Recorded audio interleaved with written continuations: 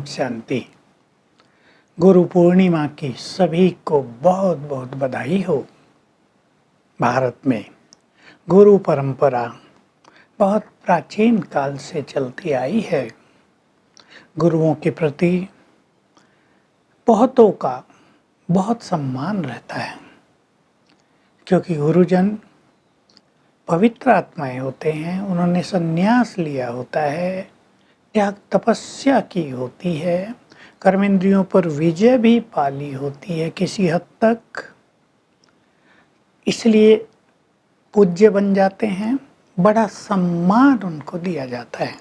भारत में हिंदू हों चाहे जैनी हों और संप्रदायों के लोग भी गुरु पूर्णिमा को बहुत महत्व देते हैं। भारत में, नेपाल में, भूटान आदि में और विदेशों में भी जहाँ बड़े बड़े गुरु हैं, गुरु पूर्णिमा पर गुरु का सम्मान होता है, पूजा जैसी होती है। सचमुच भारत में गुरुओं ने एक अतुलनीय कार्य भी किया है। अनेक लोगों को राह दिखाई, सन्मार्ग पे चलना सिखाया।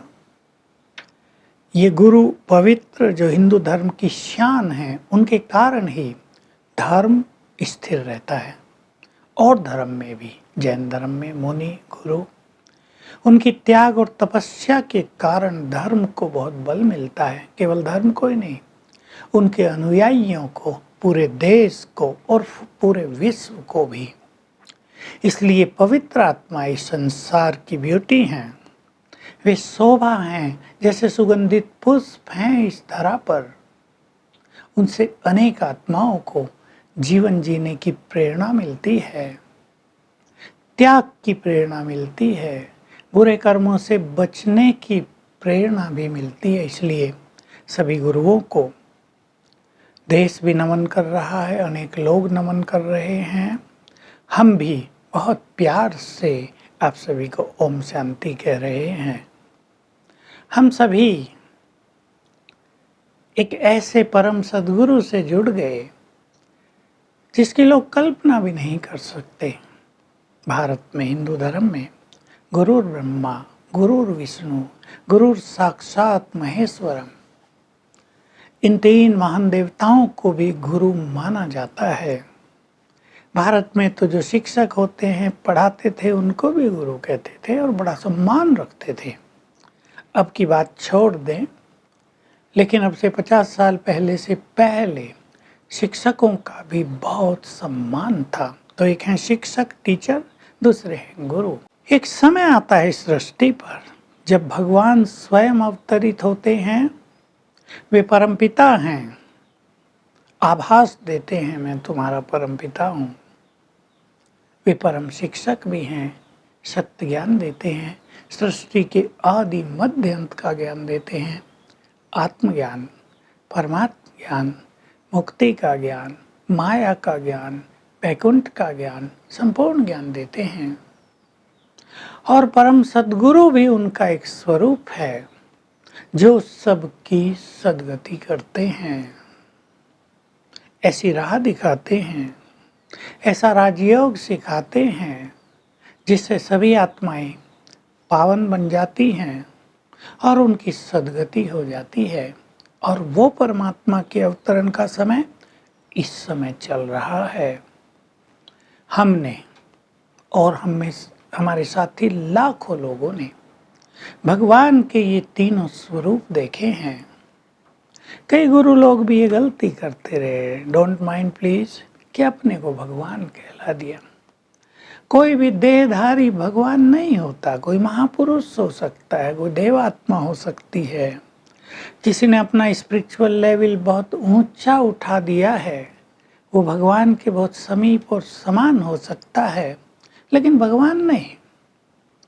भगवान तो निराकार है, जो अजन्मा है, अजूनी है, जिसका कोई माता पिता नहीं होता, जो सदैव अव्यक्त है, देह से न्यारा है। श्रीमद् भगवत गीता में भगवान की महिमा का बहुत विस्तार से वर्णन है। तो हम सब ने देखा कि भगवान कैसे परम सद्गुरु बनकर आए हैं। पूजा नहीं कराते, चरण भी छूने नहीं देते क्योंकि संपूर्ण निरहंकारी है।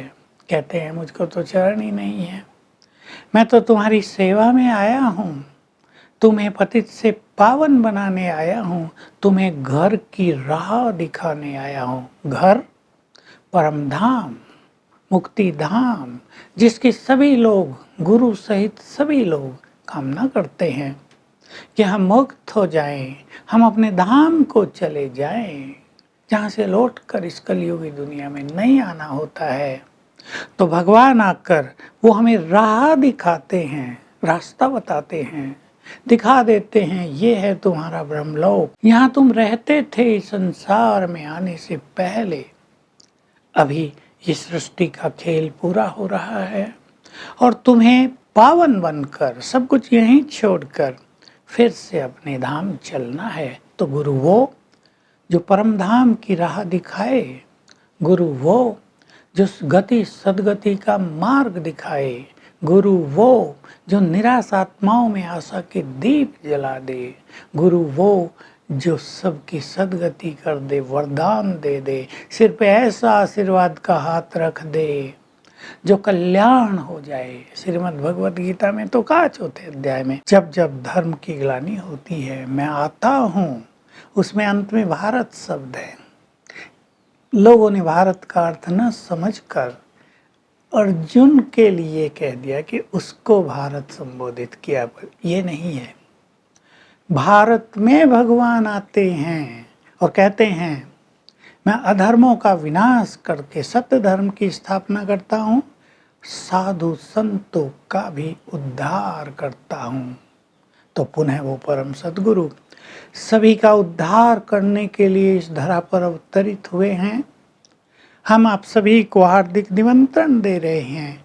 गुरु तो आपने किए ही हैं, बहुत गुरु हैं, हम सम्मान करते हैं उन सब का, लेकिन अब जरा परम सद्गुरु के पास आकर देखो। गुरु प्रथा में गुरु के समक्ष समर्पणता का बड़ा महत्व है। अब सब कुछ समर्पित कर दो अपने परम पिता को, तन मन धन बुद्धि मैंपन देह के संबंधी सब तुझको अर्पित। तो वो परम सद्गुरु सचमुच जब हम उसकी शरण में चले जाएंगे तो हमारा ये जीवन भी सरल हो जाएगा। यहीं हम मुक्ति और जीवन मुक्ति का अनुभव करने लगेंगे, मरने के बाद नहीं। तो बहुत सुंदर अवसर है। आइए, गुरुओं को आपने देख लिया, उनकी मधुर वाणी सुन ली, उनका ज्ञान सुन लिया, अब परम सद्गुरु का ज्ञान सुनिए, उससे गति सदगति का वरदान लीजिए। उसके पास आकर स्पिरिचुअली हम महान कैसे बने ये जान लीजिए। तो बहुत सुंदर अवसर है परम सद्गुरु की छत्र छाया में आने का। यदि हम ऐसा करते हैं तो सच्ची गुरु पूर्णिमा होगी और हम स्वयं भी संसार का कल्याण करने वाले बन जाएंगे। Thank you very much. Om Shanti.